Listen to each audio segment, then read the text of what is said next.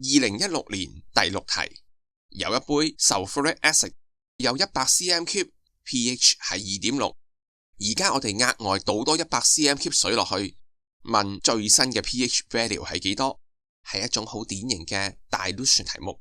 先揾下原本呢杯 sulfuric acid hydrogen ion 嘅 molarity 先，條式係咁樣，得到嘅答案係 2.5 乘10嘅負3 mol per dm3。即使加多咗水， hydrogen ion 嘅數目係唔變嘅，所以我哋利用 M1V1 等於 M2V2 呢條式。加水之前 M1 係 2.5 乘10嘅負3， V1 係100 over 1000 dm3。